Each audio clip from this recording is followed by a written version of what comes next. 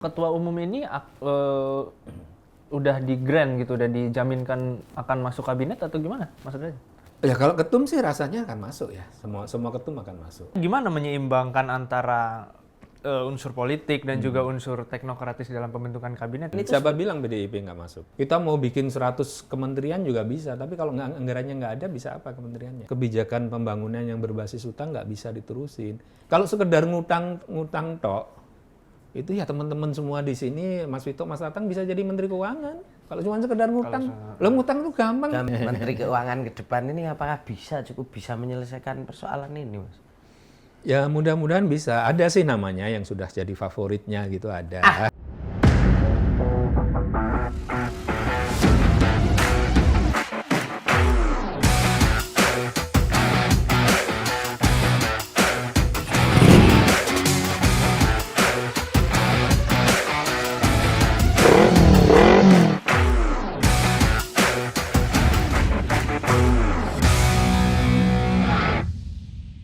Sahabat Kompas.com, bertemu lagi bersama saya Tatang Gritno Saya Vittorio. di acara Classwide Kompas.com. Gaspol, ngobrol gas pasti. Vito, hari ini kita mau mainan apa nih? Kita mau mainan ekonomi ya. Ya, ekonomi politik lah ya. Ekonomi politik, tapi selain politiknya, kan kita biasanya politik mulu. Ya. Nah, sekarang kita bahas duit juga. Oh, bahas soal Sesuatu yang kita tidak terlalu punya lah.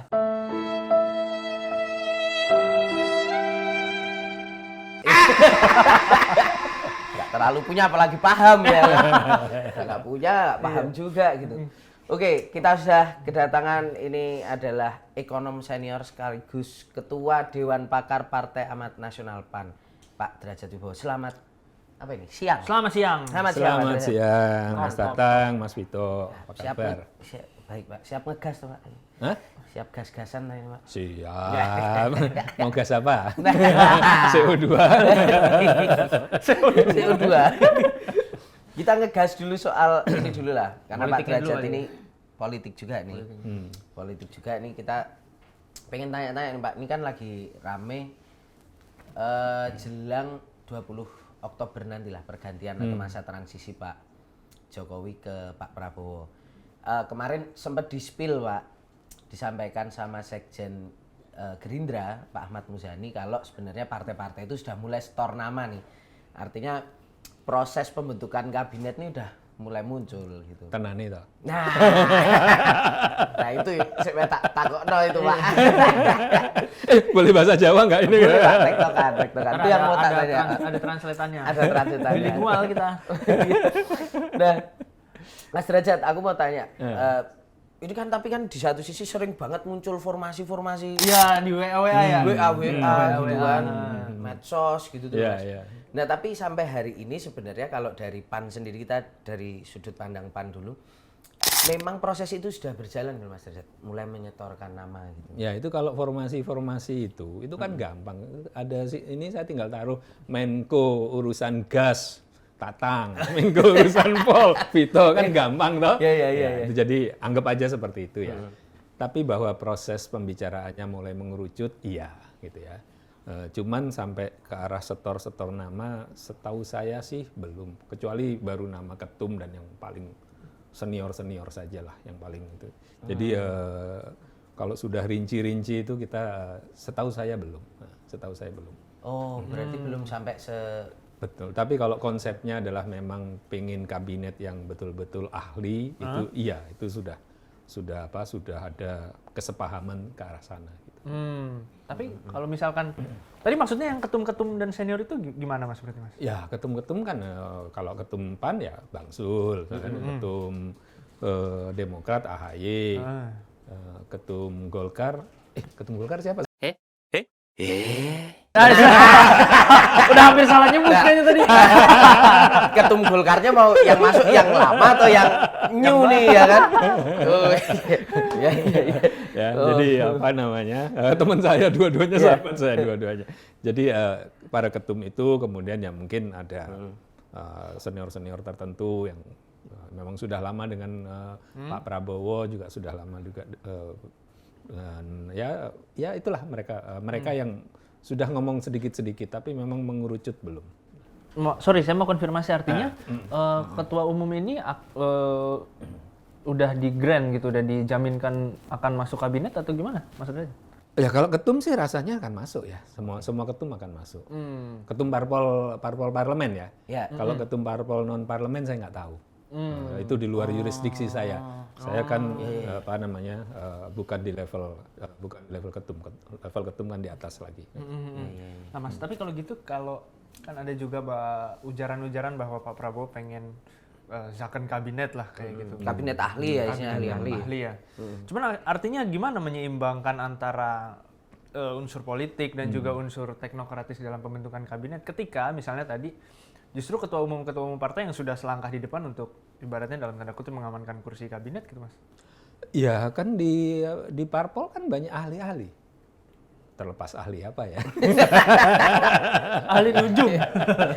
Tapi banyak ahli di parpol iya. itu. Iya. Jangan meremehkan parpol. Ya.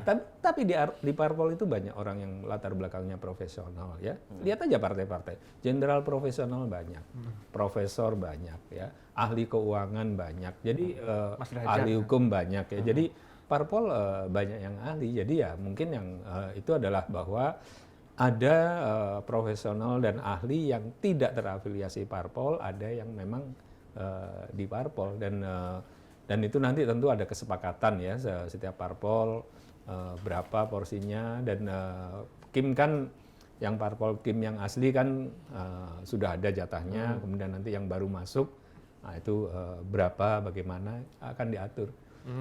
Oh, berarti kalau gitu berarti bisa. Dan jangan kaget loh Mas Wito, Mas Tatang, bisa-bisa nggak ada parpol yang oposisi loh. Bisa-bisa. Ini udah kode nih. Sabar. Iya. Yang belum sampai dulu. Sabar dulu. Habis tak pancing loh. Iya, sabar dulu. Oh ya.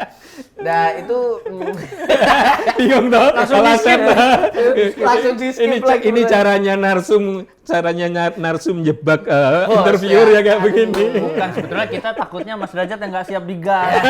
Ternyata dia udah siap banget. Oh, kita gas dulu, Pak. Iya.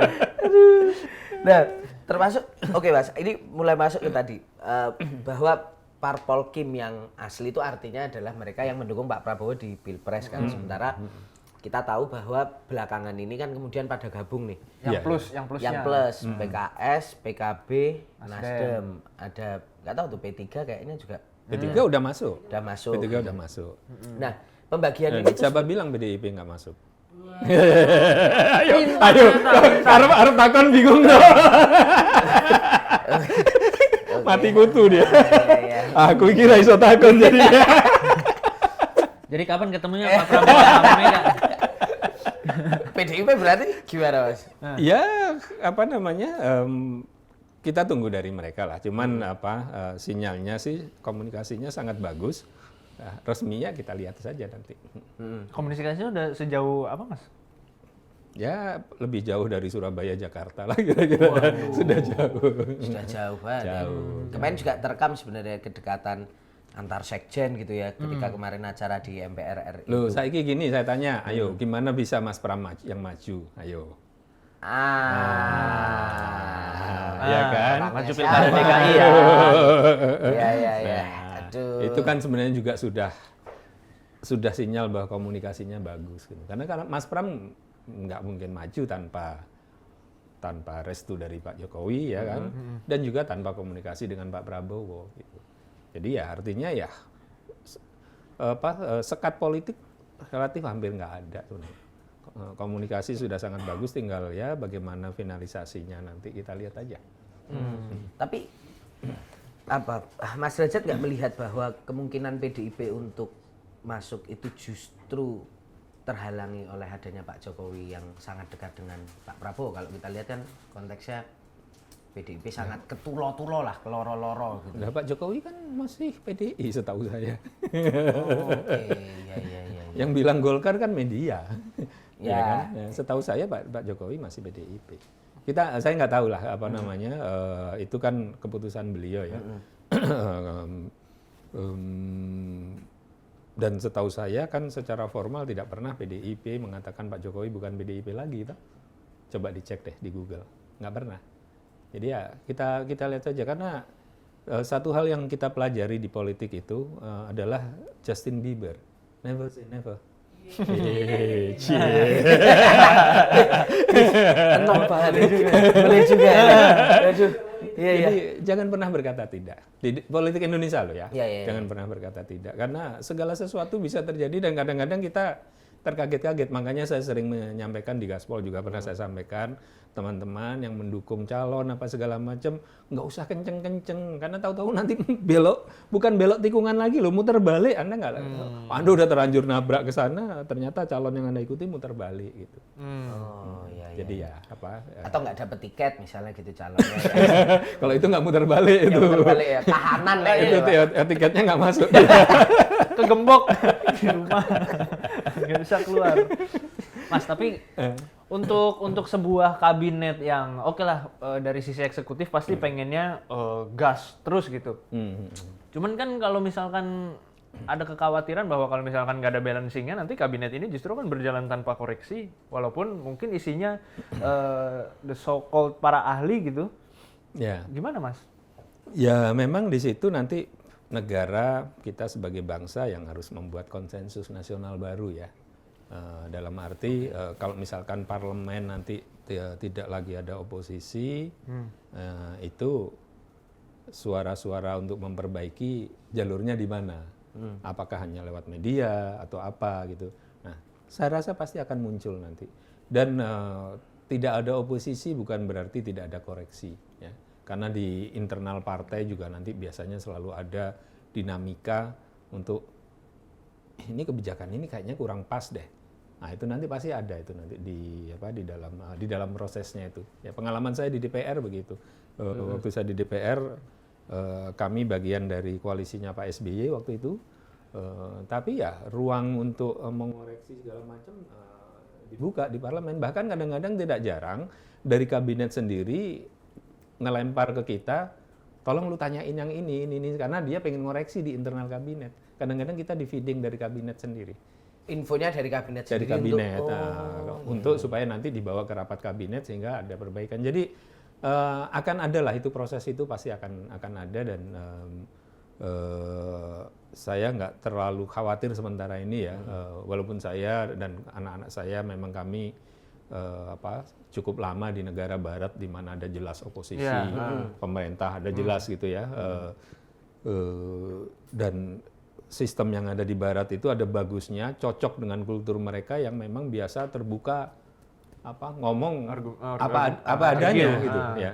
Saya sama anak saya karena kami dari dulu selalu bahasa Inggris, orang kalau dengar ini kok anak kayaknya kurang ajar banget sama bapaknya. Padahal enggak, itu emang anunya begitu, kultur mereka besar di kultur yang seperti itu kan.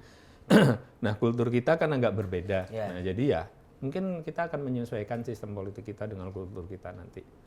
Jadi ya kayak di kultur Indonesia lah, kadang kita pengen nyentil saudara tapi muter dulu, mungkin seperti itu nanti. Oh iya. Hitung-hitungannya gimana ya? Siapa tahu muternya lewat Kompas kan? Bisa jadi. Hitung-hitungannya gimana ya Pak Derajat untuk bisa tetap menstabilkan nanti parpol, katakanlah Kim nih ya, Kim yang asli gitu, kemudian dengan partai-partai lain yang kemudian baru yang masuk. plusnya. Yang kemudian membuat ya oke, sama-sama menerima. Itu sebenarnya apa yang dikomunikasikan dan cara Pak Prabowo gitu?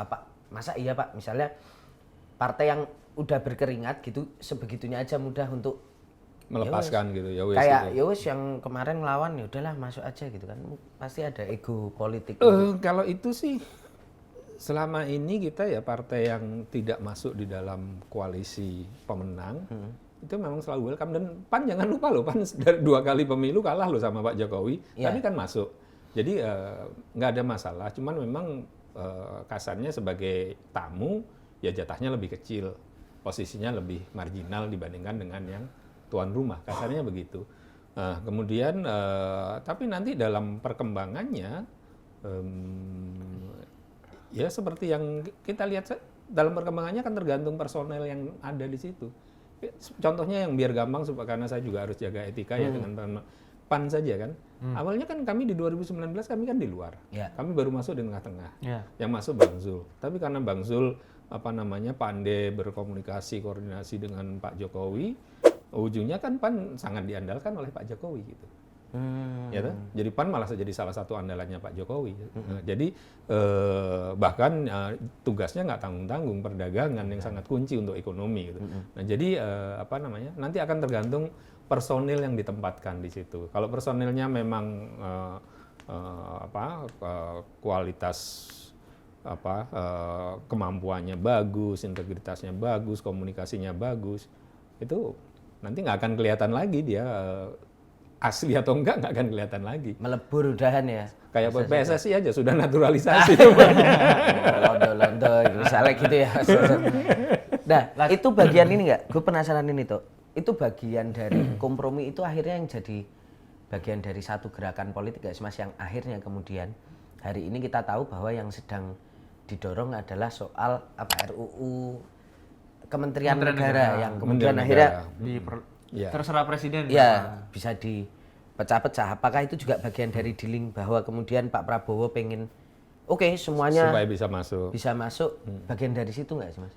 Ya memang saya kebetulan ikut di Pansus Kementerian Negara itu. Jadi memang di situ kita waktu itu restriktif sekali mengaturnya. Dan ruangan bagi presiden untuk menambah mengurangi itu nggak banyak. Sehingga akhirnya kita lihat sekarang ada istilahnya itu utusan khusus presiden. Nggak tahu toh, utusan khusus presiden itu levelnya setingkat menteri. Oh itu nanti ada itu? Loh enggak, dari sekarang sudah ada. Tapi bentuknya utusan khusus. Utusan khusus presiden siapa? Diformalisasi dalam bentuk Ketum B3 itu utusan khusus presiden. Setingkat menteri tapi nggak punya kementerian ya, nggak punya. Tapi dia berhak ada tim, ada staf apa segala macam. Ya. Jadi beda utusan khusus dengan staf khusus beda. Yeah. Kalau staf khusus itu levelnya eselon 1, kalau utusan khusus levelnya menteri atau wamen. Ya. Nah, jadi akhirnya kan terpaksa seperti itu. Kemudian terpaksa juga ada badan ini, badan itu, satgas ini, satgas itu. Yeah. Nah, sehingga tampaknya mungkin nanti yang sifatnya tadi informal mungkin akan diformalkan dalam Undang-Undang Kementerian Negara gitu. Nah, cuman memang tentu ketika nanti presiden terpilih atau Pak Prabowo sudah jadi presiden nanti tentu akan ngitung karena yang membatasi adalah anggaran. Anggaran, nah itu dia. Yang membatasi anggaran nanti. Ya. Kita mau bikin 100 kementerian juga bisa, tapi kalau anggarannya nggak ada bisa apa kementeriannya? Nah itu dia. Ya. Jadi sebetulnya ujungnya nanti anggaran. Keinginan untuk memperluas gitu ya, atau untuk memformalkan beberapa urusan yang selama ini nggak ada payung kementeriannya itu, lah itu gimana memastikan efektivitas dan efisiensinya gitu, Mas? Dengan kapasitas fiskal kita yang ya segitu gitu. Ya kuncinya ya anggarannya harus dicari dananya lebih besar. Ya nanti kalau pas kita ngobrol ekonomi bisa. Anggarannya harus lebih besar karena kalau enggak ya simpel saja lah kayak kita di rumah tangga saja lah. Kita bisa aja pengen punya A, B, C segala macam tapi naik duitnya ra ono piye. Tapi kalau duitnya banyak mau ditabung mau apa aja kan enteng. Kalau duitnya nggak ada. Nah, itu contohnya ini kayak wajah Mas Tatang sekarang. Iya, banyakin doanya. Aduh. Gak apa-apa. Ini saya udah biasa guyonnya aja. Ini ya gini banget sama Mas Derajat. Iya. Serius ya. Tapi apa namanya Mas? Ini kan juga banyak. Iya, berapa sih nambahnya? Iya, berapa nambahnya? Kira-kira akan di sektor apa aja yang nambah?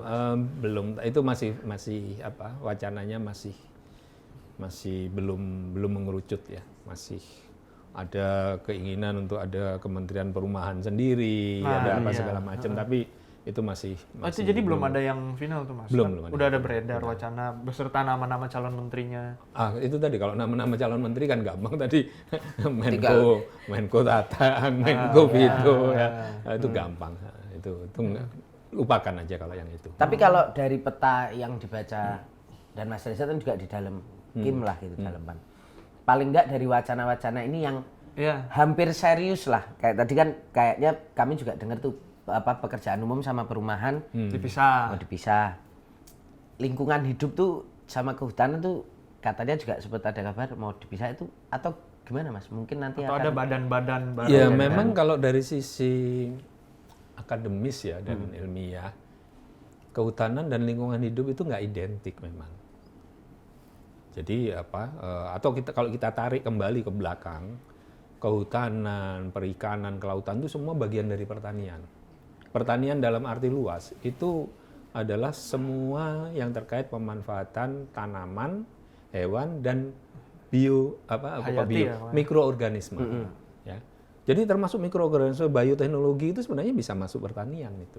Itu dalam arti luas. Dulu dari zaman Pak Harto itu kementeriannya cuma satu, Kementerian Pertanian. Nah, kemudian dipecah-pecah. Gitu. Nah, ini kan sifatnya pemanfaatan tanaman,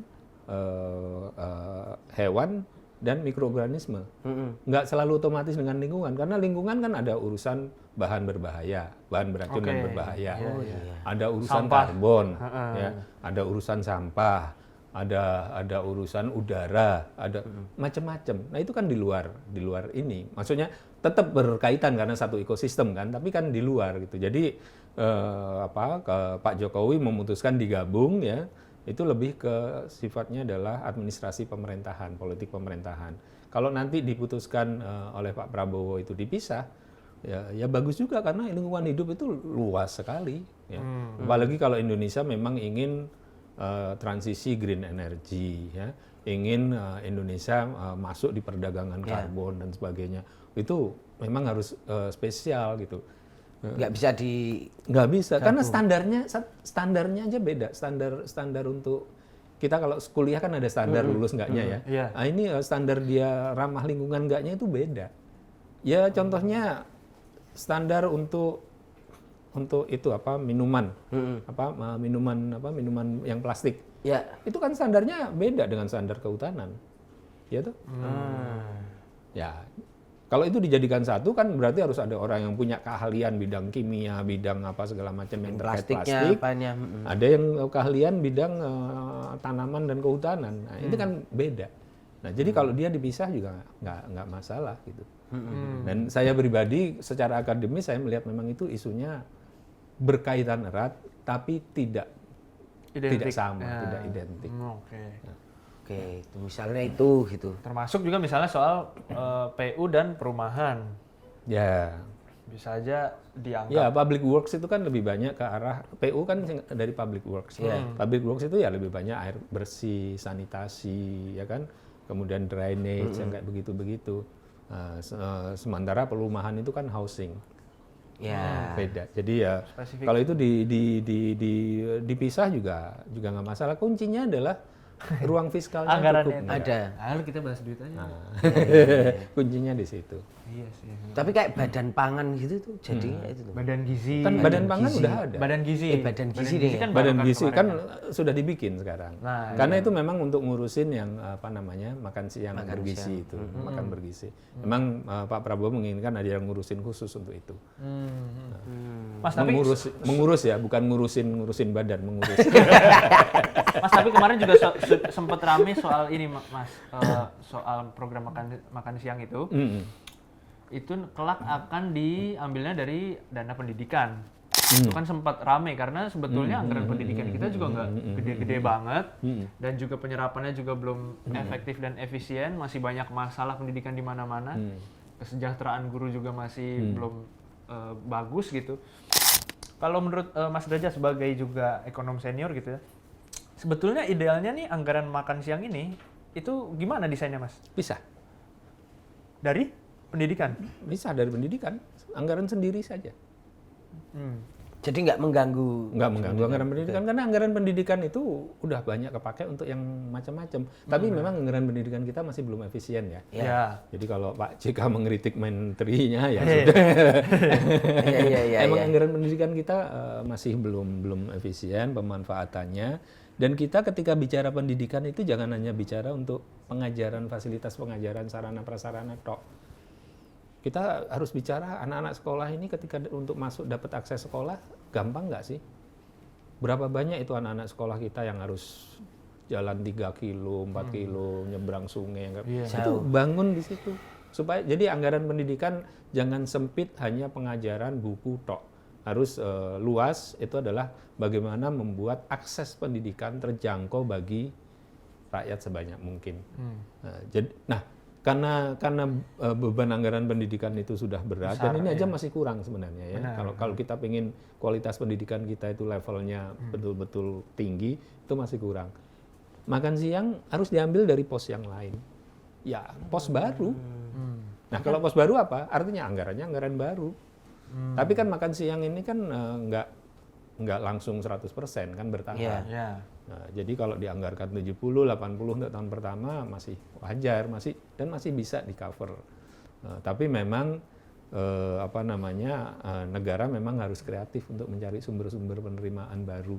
Karena kalau enggak nanti programnya ada, duitnya nggak ada. Duitnya nggak ada. Nah, itu kan namanya janji palsu calon suami. Nah, jadi yang mbak-mbak hati-hati. Jadi kalau punya pacar itu programnya banyak tapi duitnya nggak ada, wis buangen. Omon-omon aja. Omon-omon. Lah terus apa, Tang? Dari mana nih negara kita dapat duit lagi nih? Ya itu. Karena sedunia lagi juga susah kan, negara-negara dapat duit juga di mana-mana juga. Ya nanti jadinya misalnya pajak lagi. Dinaikkan gitu. Kita ini memang punya masalah rasio pajak kita itu rendah sekali. Jadi saya di beberapa tempat termasuk di Kompas ya, baik yang cetak maupun yang online, saya selalu katakan kita tuh kena kutukan 10% untuk rasio pajak kita.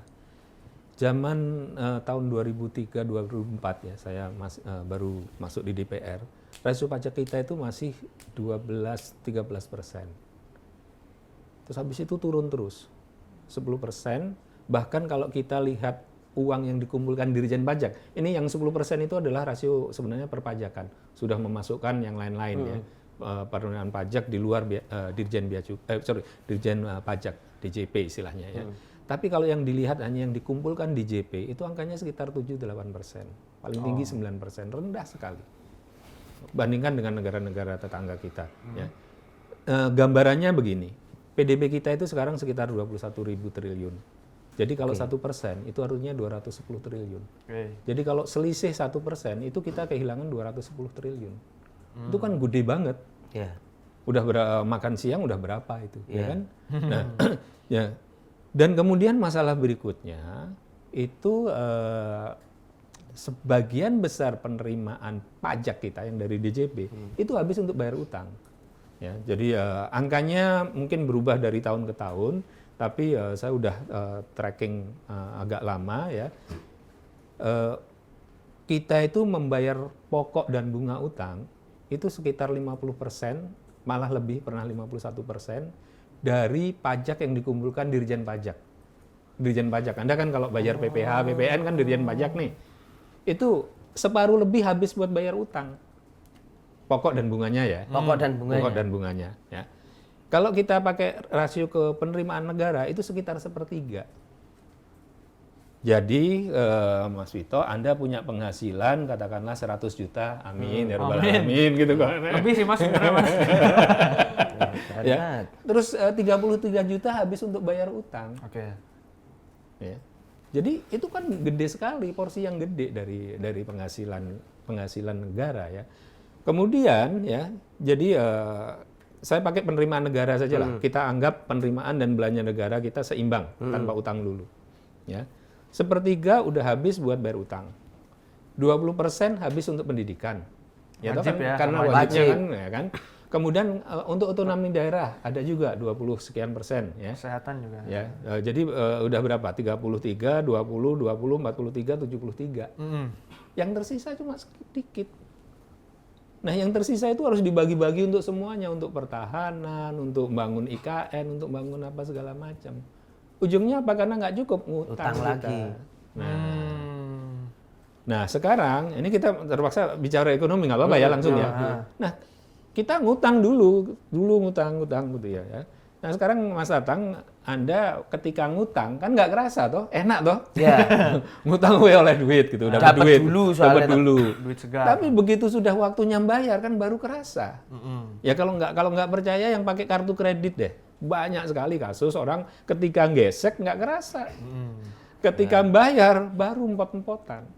Lah sama negara juga begitu. Ketika kita gesek kartu kredit negara buat ngutang, kan yang utang menteri-menteri sebelumnya, menteri yang berikutnya yang harus bayar. Nah, ketika bayar, lalu negara uangnya kurang, apa?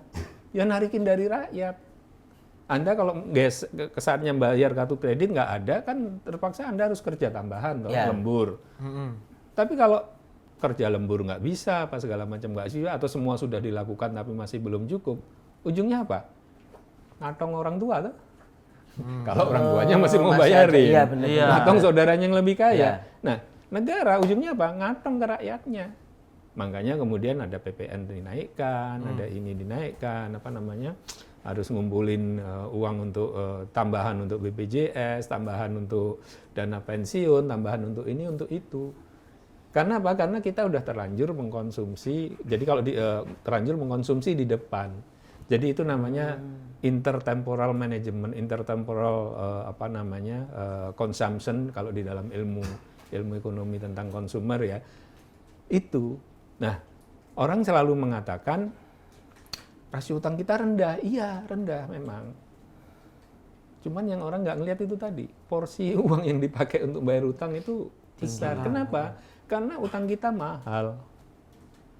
Utang kita itu mahal dibandingkan dengan negara-negara lain. Zaman COVID saja, zaman COVID, utang kita itu 1,5%, obligasi kita 1,5% di atas Filipina. Filipina itu dikenal negara yang ekonominya kurang bagus. Kita lebih mahal dari itu. Zaman subprime mortgage tahun 2008-2009, kita itu menerbitkan bond yang kupon itu bunga ya. Kuponnya 11,75 sama 12,125 atau 12,25, saya lupa. Tapi angkanya pokoknya sekitar 12-an. Mahal sekali. Gede banget. Mahal. Dolar loh itu, bukan dalam rupiah loh, dalam dolar. Bayang loh, dalam dolar bunganya sampai hampir sekitar 12%. Jadi ketika bayar, ketika narik itu tadi, ketika gesek nggak kerasa. Begitu bayar, baru makanya saya dari dulu teriak-teriak soal utang. Saya ngomong soal utang ini, soal itu tadi saya istilahkan adalah opportunity cost of debt service. Artinya ada biaya imbangan dari pembayaran utang. Saya udah ngomong ini dari tahun 2001. Waktu itu saya ngasih orasi ilmiah pidato pada saat Dies Natalis Universitas Mercu Buana. Kebetulan artikelnya masih ada, itunya masih ada. Jadi saya udah ngomong, ini kita nggak bisa lihat dari rasio utang saja, kita harus lihat dari opportunity cost dari pembayaran utangnya. Kalau uang itu nggak kita pakai, yang sepertiga tadi ya, nggak kita pakai untuk bayar utang, atau yang kita pakai untuk bayar utang cuma 10%, itu kan banyak yang bisa dipakai untuk makan siang bergizi. Kita juga nggak perlu naikin PPN lagi, kita segala macam. Nah, ya nggak tahu, mungkin takdir saya untuk jadi guru ya. Jadi saya sekarang udah dari saya 2001, sekarang 2024 ya. 23 jadi tahun. 23 tahun. Ya, mungkin saya harus terus ngajarin ini ya. Jadi it's not okay untuk hanya ngutang tok. Anda ketika berpikir ekonomi negara nggak usah. Teorinya emang teorinya emang rumit ya. Tapi pikirin seperti rumah tangga kita aja. Ketika gesek gampang, ketika bayar berat. Jadi kalau gitu makanya waktu gesek harus hati-hati. Pikirin dulu bayarnya bisa nggak. Nah, gitu. Tapi gini Mas Derajat, aku penasaran juga. Yang selalu diklaim itu kan, atau yang muncul adalah bahwa ini aman nih sebenarnya karena utang, walaupun utang kita nambah, tapi berbagai pembangunan yang dilakukan oleh pemerintah, infrastruktur dan lain sebagainya, itu nanti akan memicu orang akan investasi, atau masyarakat jadi misalnya harga bahan pokoknya turun rendah, ekonomi kita akan bergerak. Itu tenan ora ya Mas itu Mas? Ya jenengan ngerasain, terbukti nggak? Harga bahan pokoknya tambah rendah atau tambah tinggi? Ya, tinggi, Mas. Ya, yang teriak yang situ. Jadi ada istilahnya crowding out. Jadi kalau kita jelasin pakai bahasa ekonomi yang dakik-dakik ya Pak. Dakik-dakik itu apa? Tetap tinggi. Mengawang tinggi ya. Dakik-dakik itu mungkin masyarakat nggak nyambung. Tapi lihatnya simpel saja. Lihatnya simpel saja. Sekarang terasa nggak itu? Ya saya nggak ingin mengatakan bahwa kebijakannya sudah salah besar atau apa segala macam, enggak lah ya. Apalagi kan PAN kan bagian dari koalisi gitu ya. Tapi saya pengen ya kita harus merefleksikan diri lah, ngelihat gitu loh. Kebijakan pembangunan yang berbasis utang nggak bisa diterusin. Dan saya tahun 2002 itu saya membantu Pak Kwik, waktu itu Pak Kwik ke Menteri Bappenas, Menteri PPN, Kepala Bappenas. Gratis bantunya ini, nggak pro bono, pro bono bantunya ya. Kita punya tim obligasi rekap. Mungkin salah satu redaksi Anda Jeng Upi ingat itu obligasi rekap itu ya. Nah, waktu itu kita usulkan beberapa langkah. Satu yang langkah sangat realistis, lainnya ekstrim karena sebagai shock terapi. Yang ekstrim itu contohnya Bank Mandiri kita bikin jadi bank kertas. Itu ekstrim buat bikin orang shock gitu ya. Untuk menunjukkan betapa saya juga nggak sepakat, tapi saya akhirnya saya sebagai ketua timnya. Kami itu ada banyak sekali anggota timnya yang jago-jago ya.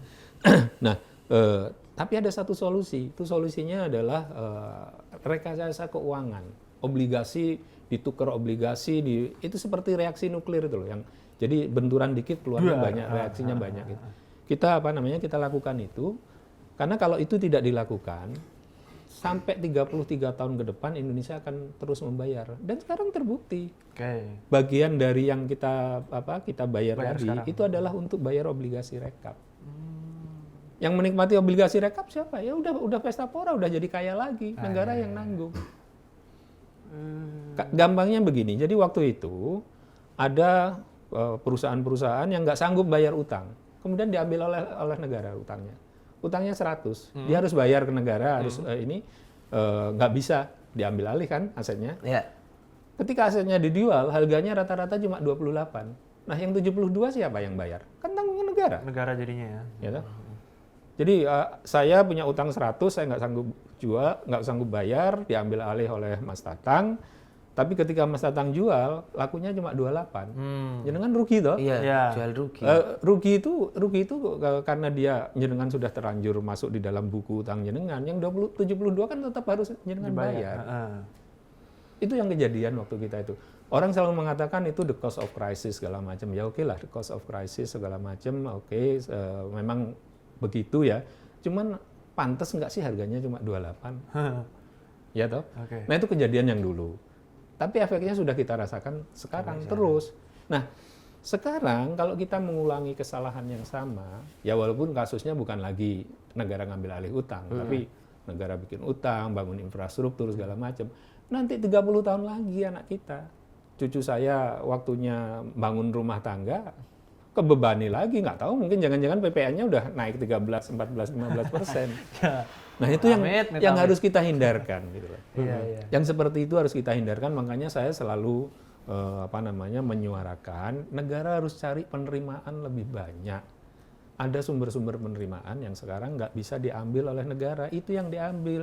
Dan penerimaan itu swear sawerewer, itu nggak membebani rakyat penerimaan itu. Mas, sebelum masuk ke bagaimana negara seharusnya lebih kreatif mencari penerimaan baru, saat ini kalau nggak salah utang 30% ya? Sekitar segitu nggak sih Mas? Sekitar. Oh, rasionya. Iya, rasionya. Sementara kan maksudnya batas atas yang dimungkinkan itu kalau nggak salah 60% kan. Dan saya masih ingat banget waktu debat Capres itu Pak Prabowo juga mengatakan bahwa kalau nggak salah hampir 50% juga nggak apa-apa dan kita nggak akan default gitu. Lah dengan pandangan yang tadi dipaparkan oleh Mas Derajat gitu dan dengan Pak Prabowo nanti akan memimpin pemerintahan ke depan, apakah memang kebijakan yang bertumpu pada utang ini nggak bisa dilanjutkan sebagaimana pernyataan Pak Prabowo di debat Capres gitu bahwa ternyata itu tidak realistis untuk dilanjutkan dan Mas Derajat akan merekomendasikan itu bahwa janganlah lebih dari 38 udah stop di sini aja gitu. Pak Prabowo nggak pernah mengatakan bahwa kita akan menaikkan itu. Itu waktu itu hanya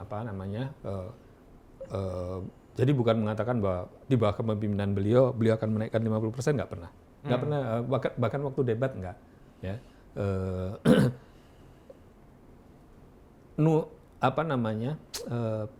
Pandangan bahwa utang itu baru masih aman sampai 60% dari PDB, itu secara internasional memang begitu.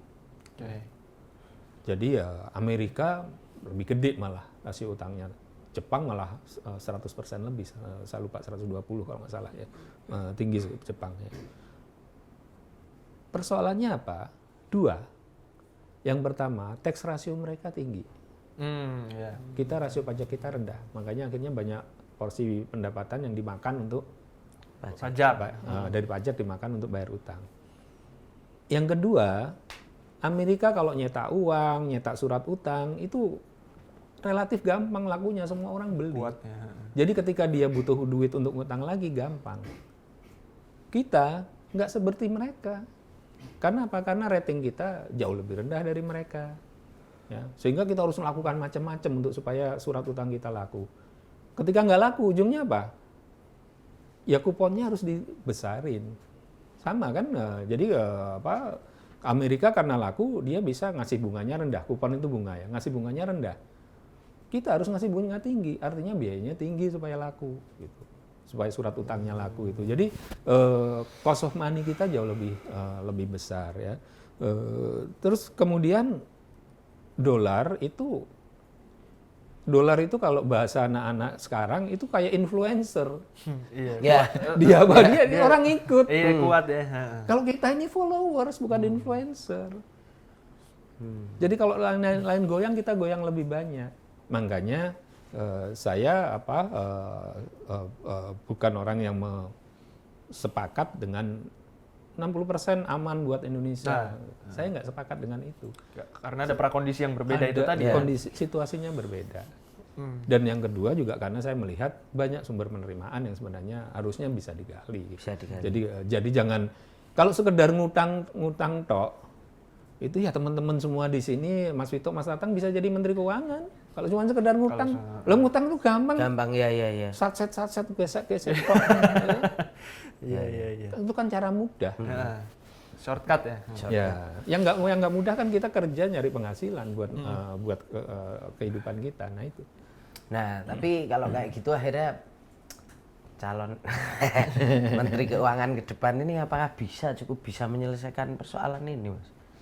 Ya mudah-mudahan bisa. Ada sih namanya yang sudah jadi favoritnya gitu ada.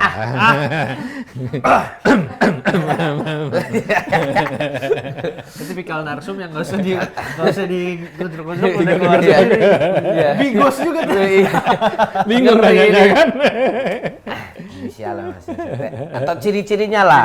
Iya. Ciri-cirinya. Tapi Mas Derajat yakin orang ini cukup mampu Favorit. atau paradigmanya bisa Oh iya. berubah? Orangnya prudent. Ya, tinggal kan saya udah pernah ngasih komentar. Orang yang saya komentari prudent siapa tinggal dilihat gitu ya. Orangnya prudent, hati-hati dalam itu ya. Mungkin pengalaman makronya mungkin memang sejarahnya belum panjang gitu ya. Jam terbang makronya belum panjang, tapi jam terbang makro itu kan bisa diajarin oleh senior-seniornya. Yeah. Oleh orang tuanya. Berarti jejak rekam Orang tuanya. tuanya. Ke seniornya berarti muda ini Inisialnya T ya? Tatang. Tatang Duritno ya. TD ya. Tatang Jiwa Duritno. Iya.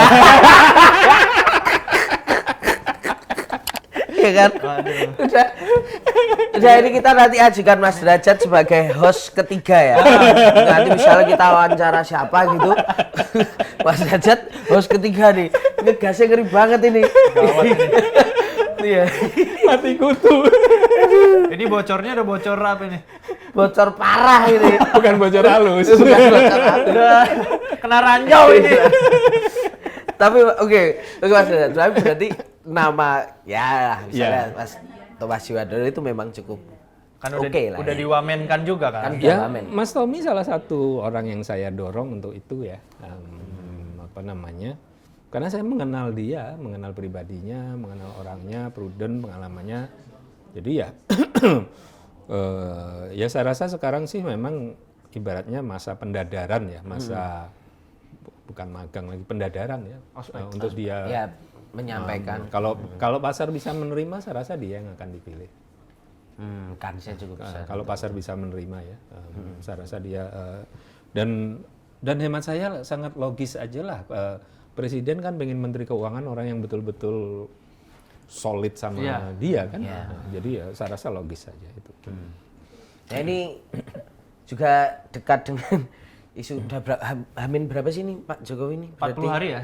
40 harian, tapi kemarin kan kita lihat kayaknya masih terbuka peluang untuk reshuffle menteri karena ada yang ikut pilkada, katakanlah Mensos, terus kemudian Pak Seskap, Pak Pramono Anung. Ini memang akan dilakukan atau kayaknya enggak? Ya udahlah cukup di apa sih Mas kemarin itu kan PLT kan gitu. aja gitu. Ya kalau pertimbangannya adalah administrasi pemerintahan biasa, manajemen pemerintahan biasa, itu di PLT kan udah cukup. Tapi kalau pertimbangannya adalah politis, misalkan katakanlah untuk testing water calon menterinya Pak Prabowo, ya bisa gitu. Ini kan sebagian dari penunjukan beliau kan testing water testing calon menterinya Pak Prabowo. Ya seperti tadi lah Mas Tommy, itu kan water testing juga. Jadi bisa saja. Tapi kalau itu dilakukan, itu memang pertimbangannya bukan bagian dari manajemen pemerintahan, lebih ke Politik ya? persiapan untuk transisi. Transisi. Lebih ke transisi. Oke, itu tadi terima kasih Pak Derajat untuk sedikit kuliah Pengantar, awal gitu lah. pengantar. Oleh pengantar ekonomi politik Pengantar ekonomi politik. negara Indonesia dan hutang-hutang itu tadi. Gitu. Semoga tercerahkan sahabat Kompas.com. Kita akan masih Ketemu lagi di part 2. part 2. Ketemu part Jangan 2. kemana-mana. Tetap ngegas, tetap nampol.